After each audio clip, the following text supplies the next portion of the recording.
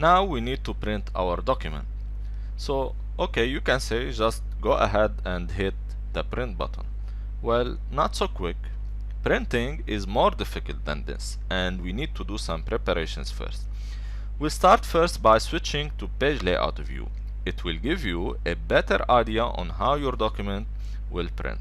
So you can switch to page layout view by going to the view tab, to the workbook views section, and click on page layout view button, or you can use these three buttons here at the corner. So the first button is the normal view button, the second button is the page layout view button, and the third one is the page break preview button. So let's click on the page layout button, and as you can see here, the page layout view will make it clear how your sheet will be split over multiple pages. So in fact here we have 4 pages. So this is the first page, and you can read the page number from this location here at the corner. So it displays page 1 of 4. So 4 is the total number of pages, and then this is page 2 of 4, this is page 3 of 4, and this is page 4 of 4. So one of the first things to do when you are preparing the printing is to change the orientation of the page to landscape. So to do this, click on the page layout tab in the page setup section, click on orientation, and here by default Excel will choose the portrait orientation, and we can change this by clicking on the landscape orientation.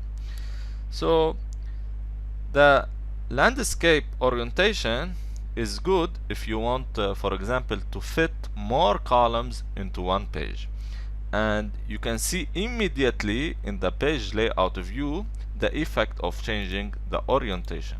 So look at this, you can immediately see the effect of changing the orientation, unlike the normal view. So by default Excel will try to print everything, so we'll print all these 3 pages. But what if we want to print only a selection? And the first things to do is to select your print area. So select all these cells, go to the page setup, click on print area, and then click on set print area. And you will notice, if you examine carefully, that Excel will have a gray line surrounding your print area. So you can also add more print area to this selection. For example, let's say we also want to print these cells here. So you select your cells, go to page setup, click on print area, and then click add to print area. So here in the page layout view, you will not be able to see a print preview of your selections. And in order to do this, you go to the File tab, click on Print, and now you can see a print preview of your first selection. And if you go to the next page here, you can see a print preview of your second selection. Now let's hit the Escape key to go back to the page layout view. So if you want to clear your print area and go back and print everything, go to page setup, click on print area, then click on clear print area. So now Excel will go back and print everything for you. So of course you know that our document here will print over multiple pages, but you can control this by adding page breaks. So let's insert a page break. So the first page, for example, here contains the grades for the 20 students. So select the row that you would like to appear on the different page. So here this is the row 26 that corresponds to student number 21. So we would like this row to appear on different pages here below. So we select this row, go to page setup, click on breaks, then click on insert page break. you can see that the row selected and all the rows below will go to different pages here in page number 2 and page number 4. And moreover, you can also insert some vertical page breaks. So for example, if you want to move this column to the right, we select this column, go to page setup, click on breaks, then we click on insert page break, and this column and will move to the pages here to the right.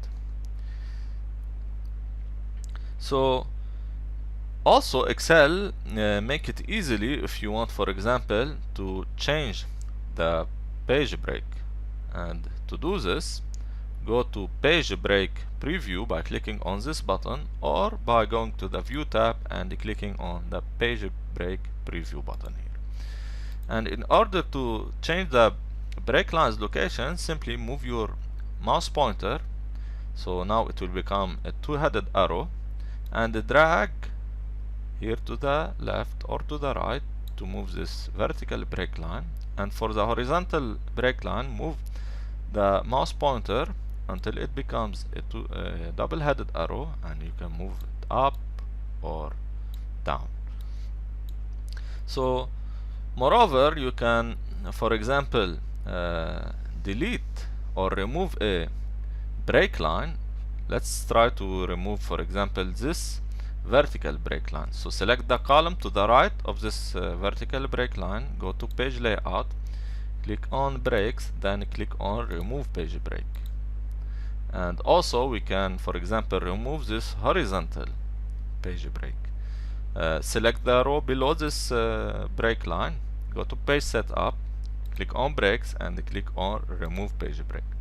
And you can also reset, for example, so let's hit Ctrl Z twice. So you can, for example, reset the break lines to their original location by clicking on breaks, then clicking on reset all page breaks.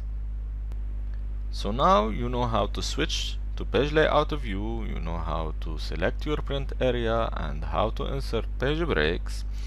Let's see how you can add some headers and footers, and how you can adjust your margins, and more importantly, how to use print titles if the Excel sheet is more than one page long.